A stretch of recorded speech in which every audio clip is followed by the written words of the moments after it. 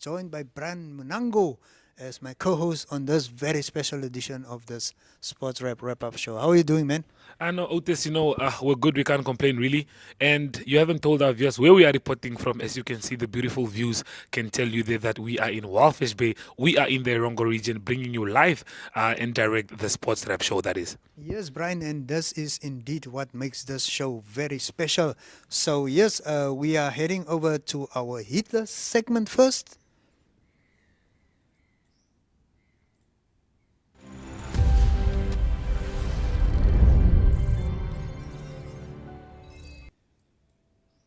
And up here, we're going to have a look at some English Premier League results.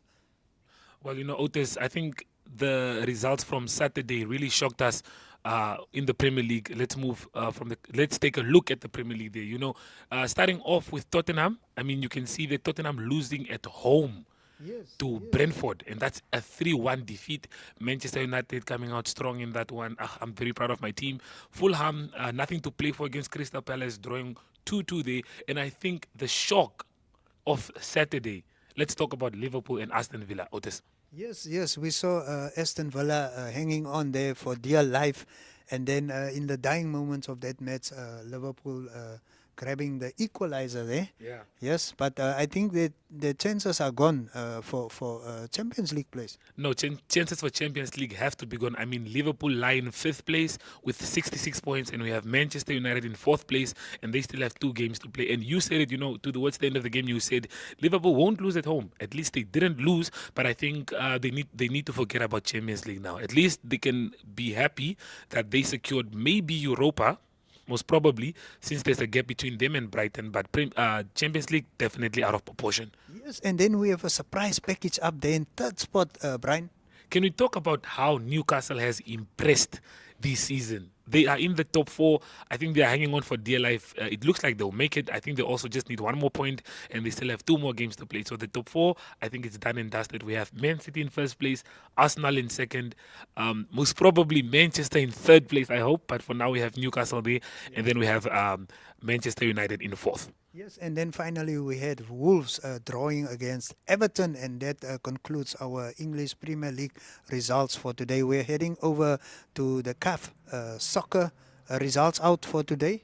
Well, as you can see there, a shocker in the CAF champions. I'm very shocked about that. As you can see, Al Ali comfortably getting through there as they played against Esperance. We saw Percy Tau coming up with the brilliant skills that he has, leading his team to victory. But the team that shocked me the most, I must say, Sundowns really disappointed me in this one. I actually had faith that they would go through. They scored first, and then Wyatt came back. They scored again, and then Wyatt came back again, and they lost that game because of the home advantage that they lost because the team scored 2 goals on their home turf, So very disappointed about that one. Yes, it will be Al Ali taking on Wydad then, as you pointed out. And then it will be the 4th successor final for the Egyptian side.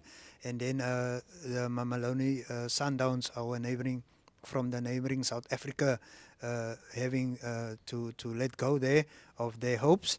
So Wydad edged Sundowns on a away goal rule, as you said, Brian. They played to a 2-2 draw today. And now we're moving over to the Currie Cup. Well, the Currie Cup is where the action really lies. The Currie Cup is one of my favorite tournaments to watch. As you can see, they're very exciting. We started off with Friday where we saw the Sharks take on the Toyota Cheetahs there. We saw Sharks comfortably winning that one 35-23. Western Province coming out strong against Erling Pumas. Erling Pumas are actually starting to shock me, because they are the defending champions. We are not used to seeing them play the way they're playing now. So that's another loss for the Erling Pumas. But on Saturday, we saw Fidelity ADT Lions coming very, very close to almost beating Vodacom Blue Bulls. But then the Bulls held out to 1 point, and that game ended 32-33. And Nova Griffons there, we saw losing big to the Windhoek Draft Griquas there, 47-21. A big win for Windhoek Draft Griquas. A very close one there for the Bulls. And then we head over to Toulon, who won the EPCR Challenge Cup title on Friday. It was the first time in the history of the club to pocket this title. It is the EPCR Cup challenge, and this was against Toulon, lifted the trophy after defeating Glasgow Warriors with 43-19. Yeah, at the Viva Stadium in Dublin, and that concludes our international sports results. We're gonna take a peek at the Namibian sports results. Well, I think with that, let's get off with one of my favorite tournaments that we have here in Namibia. That's the FNB Women's Super League. You know, I always complain about how many goals get scored in the FNB Women's Super League because I feel like it's very unprofessional. You know, football is a beautiful sport, but when it starts getting to goals like 15, 20, then it's a problem because we see Omaheke Queens again, the kings or the queens of conceding goals, conceding another 15 goals against Comas Nampo. I mean, we saw them against Tura Magic, they conceded 26 goals in the game there. But now you see Comas Nampo coming out strong, beating Omaheke Queens 15-0. Tura Magic doing what they always do, leading the top of the log, beating Nas Babes 12-1. Beauties FC edging it out 1-0 with Ongodiva Queens. But Otis, let's talk about the FNB Women's Super League. What do you think is the problem that we have so many goals in this league? Well, I think the teams still have to settle. These Omaheke Queens, Nas Babes, and Ongwadiva are newcomers, I think, and they still have to settle. These girls are just coming into the game. Some of them might have been playing for quite some time now, but I think the majority of them are young and eager. And we did not have any women's soccer for quite a while. So I think they are just building up momentum, and things will improve as we get along. Okay. Hopefully you're right with that one. I hope to see less goals. I don't mean the entertainment is really good for the fans, but hopefully we can see tighter games and less goals. But let's move over to the Standard Bank NSSR Super League. Otis, please run us through that one day. Yes, we had a couple of matches, and Tsumeb Gym beating El Nathan 17-12, and then the one we attended and brought to you live today, Windhoek Gym beating Walvis Bay Private School with 31-17. Yeah, so Windhoek Gymnasium, huge team, won that competition last year, starting off really strong this year. I actually thought Walvis Bay would put up a greater fight because I think they are favorites, not favorites, but they are one team that can give Windhoek Gymnasium a run for their money this season. But I'm happy to see Tsumeb Gymnasium in the tournament this year. With El Nathan as well, new boys on the block, and Tsumeb Gymnasium looking really good there as they won that game, like you said, 17-12. So a lot to look forward to in the league this season. But with that being said, let's take a look at another tournament that we had taking place in Swakop, and that's the NAPSO seven-a-side finals that we had going on. As you can see there, we're just going to run you through. We saw in the under-12 netball, the teams that dominated there is VAP, that took first place, Tsumeb Gymnasium in second, VAP 2 in third, and then El Nathan in fourth. For the under-12s. Moving over to the under-13s, you can see the VAP in the first place, Pro Ed coming second. I mean, they have to represent because it's being played on their turf. Tsumeb Gymnasium in third, El Nathan in fourth. As we check for the under-15s as well, we see Pro Ed in first. Congratulations for the team that was hosting. Tsumeb Gymnasium in second, El Nathan in third. Walvis Gymnasium just creeping in there at fourth. And Otis, speaking about the NAPSO finals, we had hockey, we had rugby, and then we had netball as well. As you can see there with the hockey under-19 boys, Pro Ed dominated this one. Pro Ed taking first, Pro Ed second team taking second, Tsumeb Gymnasium taking third, and then we had El Nathan there in fourth. Definitely a good sign for the coast since we have those artificial turfs here. The game, the level and the standard of the game has been upped considerably. Yes, definitely. Well, let's take a look at the next results that we have there. Pro Ed in first once more for the boys, for the girls actually, and then Pro Ed in second, and then Tsumeb Gymnasium in third, and then El Nathan in fourth. I mean, Pro Ed showcasing good skills in the hockey tournaments there. Yes, I hope they will carry this on throughout the season, and it would be good to have the trophy for a while here in Walvis Bay. Okay, well, let's take a look at the under-14 boys. There we have the hockey Pro Ed taking first place, and then we have large school Walvis Bay there in second place. Another good tournament, another good result that we can see there. Moving over to our next results, as you can see, the rugby under 19. I think I was most excited about this one because it came as a shocker personally. Take a look at El Nathan taking first place, and then we have PE in second, and then we have Windhoek Gymnasium in third. Well, those are just a few of the results that we have from the NAPSO 7-a-side tournament. The weekend drop is up next after the break.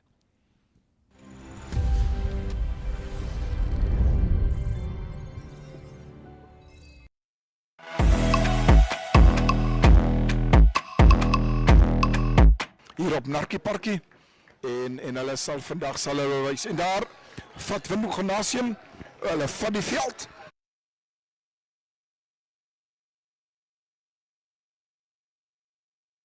En hier gaan vat Michael Koopman vat sy span op. Hy vat sy span op die veld en die manne lyk lus en die manne lyk sommer slaggereed. Ek kry van selfs sommer hoendervleis outes. Dat laat my amper wat dan nie sal gebeur. Maar soos ons kan sien, weer in stadige aksie. En jy kyk weer, kan ons duidelik sien, die gymnasium was van die begin. Ja nee, die halftyd telling is Walvis Bay Privaat, wat dan 7 punte het, en Windhoek Gymnasium het 10. Walvis Bay Privaat het uit 'n losspel het hulle oorgegaan en hulle eerste 3 op die telbord gesit. Gymnasium het ook hulle eerste 3 so het 'n vaste losheid punt op die telbord gesit. 'n meter en 'n half skrimmie, maar die bal is voor daar sommer lekker lig langs daar gesit en die bal klop daar en die bal is daar in die hand en dis Koopman wat die bal kry en hy gaan daar onder die pale en hy sit hom neer. Pragtige doen aan die kant van die narkies. Pragtige doen. Ons gaan weer kyk. Ons gaan definitief kyk na die kyk weer. Ongelukkig het hulle nie die bal goed gehanteer nie. Dit is Carvalho wat hom daar gee vir sy kaptein. En die kaptein duik daar oor onder die pale. En dis 5 punte aan die kant van die narkies. Kom ons kyk wat die narkies kan doen. Want ons is al hier in die 74ste minuut van die tweede helfte en die narkies doen bitter goed. Kom ons kyk. Maar Windhoek Gymnasium speel ook huidiglik met die 13 spelers as hulle daar op die veld. En daar gaan Windhoek Gymnasium deur 'n halfgapping en daar trek hulle.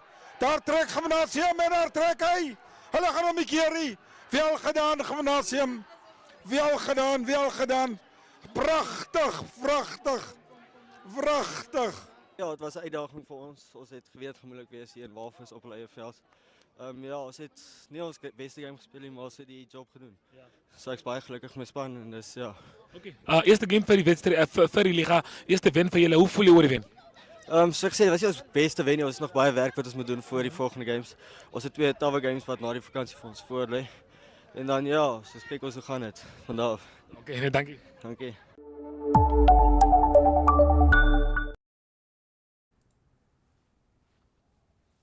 Oh yes, Brian, we also had the first rugby team of Windhoek Gymnasium, sponsored by Compact, registering the full points from their 17-12 win against Private School in Nathan in their 2023 Standard Bank NSSR Premier League match played here at Walvis Bay on Friday night.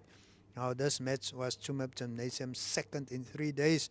On Wednesday, they lost 18-10 to Outer House Windhoek office at Windhoek.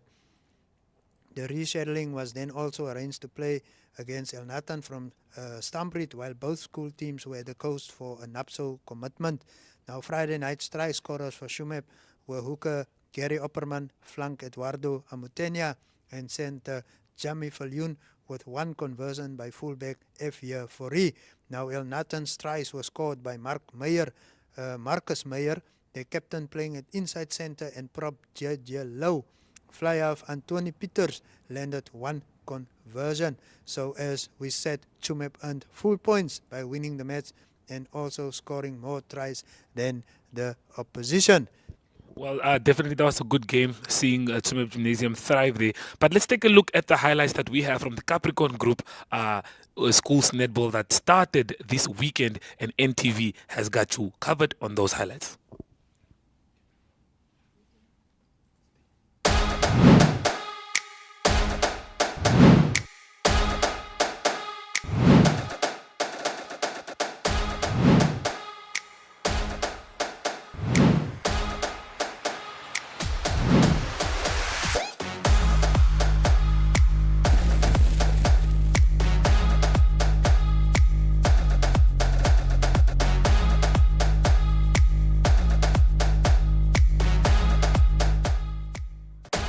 It was certainly an action-packed Capricorn Group Schools Netball League here in the capital city of Windhoek. Here we see Roots Gymnasium versus Windhoek Afrikaans Private School, who are also our host for this year's event.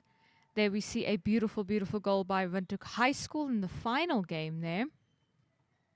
That is once again Windhoek High School and Windhoek Afrikaans Private School. Windhoek High School took this one home.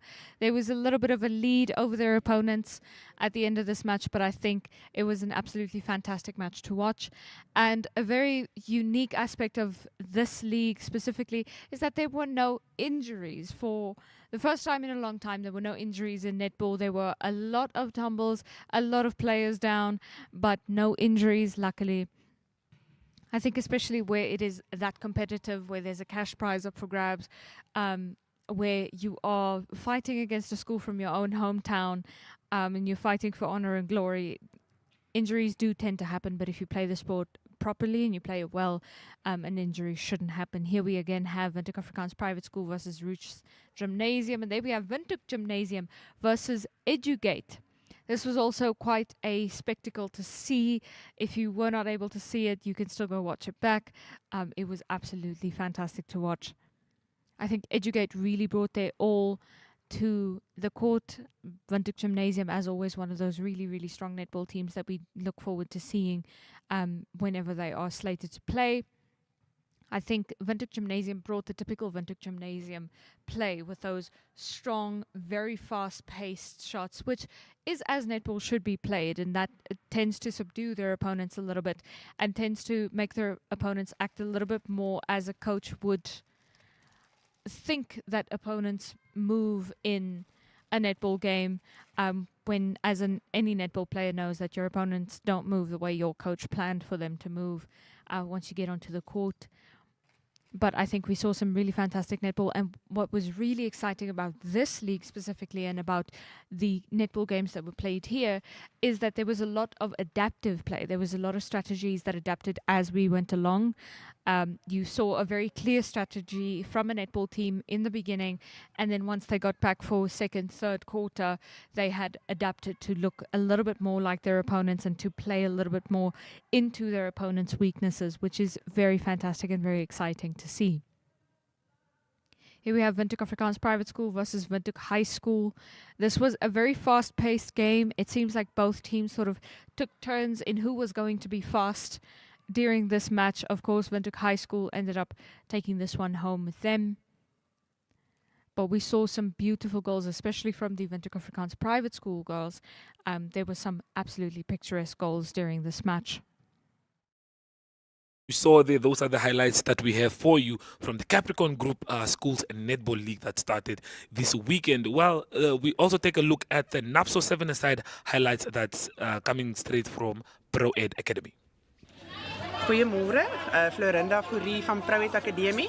Ons het vandag die NAPSO finale wat plaasvind hier by ons. Ons speel sevens rugby en ons speel sevens hockey en ons speel netbal. Ons het 2 vorige dae gehad wat die liga plaasgevind het. Ons het dit gespeel by El Nathan en by Wamp. So vandag is die finale hier op ons gronde. En ons uitspeel 'n semifinale en finale. Ons maak 1:15 klaar en 1:30 het ons dan die prysuitdeling in die saal. Okay, nou Florinda, hoe is die opdaging vir vandag? Sê weer. Hoe is die opdaging vir vandag? Nee, baie goed. Ons het mos nou met die meeste van die skole kom in busse met daar's nie so baie toeskouers nie want hulle ry maar in busse. En dan maar al die skole wat moet deelneem het daarom vol opgedaag. So ons is baie opgewonde om heelwat mense hier by ons te verwelkom. En as Pro Ed, hoe het julle voorberei om seker te maak almal is gewelkom vandag? Hoe het julle voorberei om seker te maak julle het alles gereed vir die dag?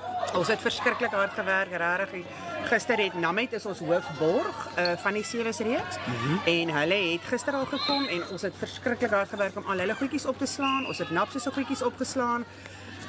Ons het die tente, kostente opgeslaan. Ons het regtig hard gewerk, maar ons is vreeslik dankbaar dat ons die geleentheid het om dit aan te bied en dat daar so baie mense is wat dit kon bywoon. Okay, hoeveel skole het ons vandag hierso? Ons het 6. 6 skole. 6 skole, ja. Okay, dankie. Baie dankie. Naam is Alwandro Diergaard. Okay, Alwandro, sê op ons, hoe was die game nou? Het was alright, ons het 7-0 gewen. Ons kon beter gedoen het, maar ons het deurgedruk tot die einde. Voorbereidings, hoe het julle voorberei vir die game vandag? Ons het nie regtig voorberei nie, want ons is meer gefokus op ons A-liga wat ons nou mee begin, maar ons het nog steeds fiks het gedoen en hard gewerk as 'n span. As die rugby season is nou hierso, hoe belangrik is dit om nog fiks te bly en gereed te wees vir die A-liga wat nou aankom? Vir ons is dit baie belangrik, want hard work pays off. So ons wil die beste insit net om die A-liga te wen, want ons kan dit doen. Okay, met vandag se game, waar voel jy kon jou span bietjie beter gedoen het of wat julle gedoen het? Met defense kon ons beter gedoen het met die uitsprei en met attack om bietjie bal mee te sprei, maar verder het ons beste gedoen so. Oh yes, Brian, that was some super action, and you were the man behind the camera. You know, I try my best, Otis. I try my best. But like with that being said, please run us through after the break, with a short break, with the logs. That is.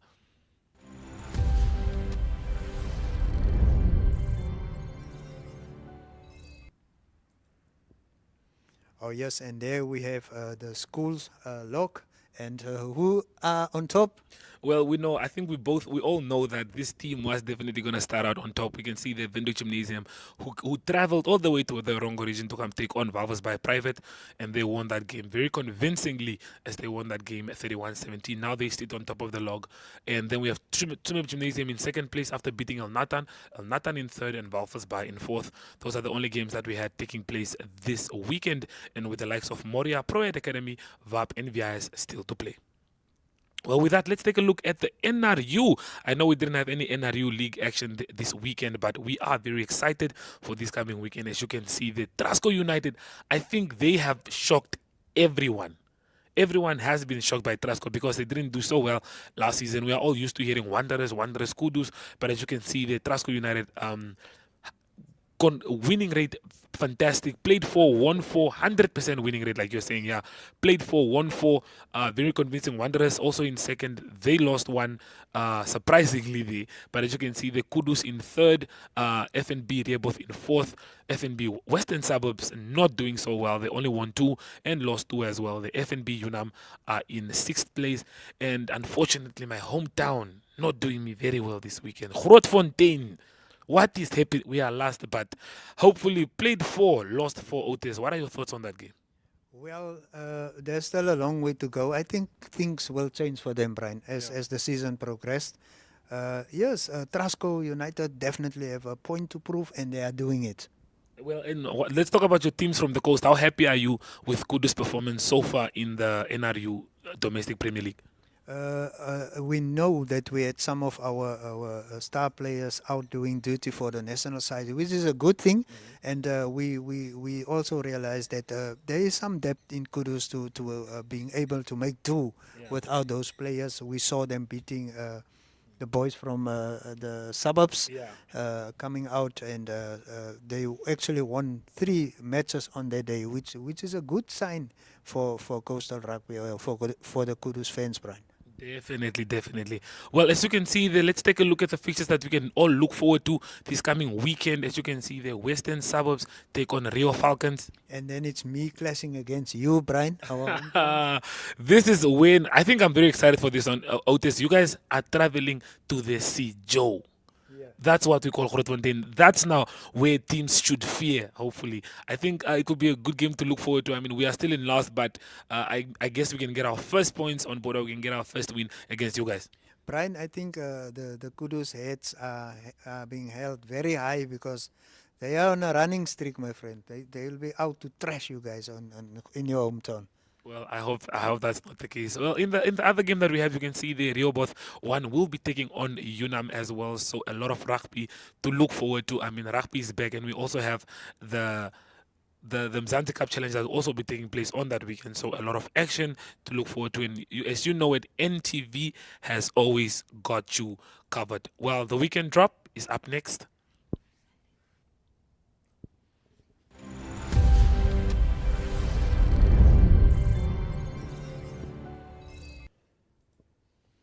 Yes, Brian, you are so right.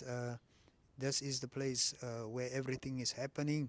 NMH's got you covered, and we are heading for the World Rugby HSB C7 series is happening in London at Twickenham Stadium as we are speaking. So the action started today and will conclude on Sunday. That's tomorrow on the 21st of May. And then also the ITTF World Table Tennis Champions Finals is taking place in Durban. So the action also started today and will conclude on the 28th of May. Loads of action there. And then tomorrow we have West Ham United taking on Leeds United at 15:30. It's also Brighton and Hove Albion up against Southampton at 14:50. And then the big one on everybody's lips will be Manchester City versus Chelsea. What's your take on that one, Brian? You know, I think that's the blockbuster for the weekend after the game that we saw Man City thrash Real Madrid in the Champions League. But before we continue with that, can we just admire the beautiful town of Walvis Bay with that drone shot that's being provided by our team there? Wow, wow, wow. Yeah, and the facilities, outstanding facilities here at Walvis Bay Private High School. Magnificent facilities, really uplifting our children, our future stars, you know, enabling them to play sports and to enjoy sports, you know, on such superb facilities. Definitely. So a big shout out to one of our production guys there who did the job with the drone shot. Loving it. But getting back to the game that we have taking place on Sunday, that's Chelsea who will be traveling to the Etihad Stadium to take on the monstrous team that is known as Manchester City, who I believe are the best team in Europe. Well, that's going to be a big game. If Man City do win that game, they could actually be crowned the champions of the Premier League. What are your thoughts on that, Otis? Well, they are definitely champions, you know, and I think they could be in for a surprise against Chelsea. You know, Chelsea's got a lot to play after a dismal season. Yeah. You know, they've got a lot to prove. Actually, I think they've stabilized. They're 12th. You know, it's a trend-setting team, but they are placed 12th for the time being. Yeah. But we know they lost Potter. They fired Potter, and the team have been going through some transition since Abramovich were hit with sanctions and stuff, you know. Yeah. But yeah, we have Frank Lampard back in the reins there, and then Pochettino was appointed. So I think Chelsea will have the players of Chelsea will have a point to prove against Man City. But I'm not taking anything away from Man City. They've been superb. You know, Pep Guardiola knows his job. They've played 35. They've won 27. They've drawn 4. They've only lost 4, and they've scored 92 goals. You know, magnificent. So there's one man. When we mention goals like that, there's one man that comes to mind: Erling Haaland. You know, and interestingly, Lampard said he actually, when he was coaching Chelsea before he got sacked, he was out to sign Haaland, you know. But unfortunately, yeah, that did not materialize. What's your take on this one, Brian? Well, quick and short, I think it's going to be a thrashing for Chelsea. I look at it like maybe a 3-0 minimum, because Man City with Erling Haaland and Kevin De Bruyne this season have been fantastic. Like you said, they scored 92 goals in 35 games, and they still have 3 more games to go, and I think they can reach the 100-mark goal this season because they just need 8 more goals, and they still have 3 more games. So hopefully they can get that landmark. And let's not rule out that Man City can actually win the treble this season. But Otis, back to you. Yes, Brian, the treble indeed. So on Monday it will be Newcastle United taking on Leicester City. And I think we've run out of time. We have to say goodbye at this stage of the race.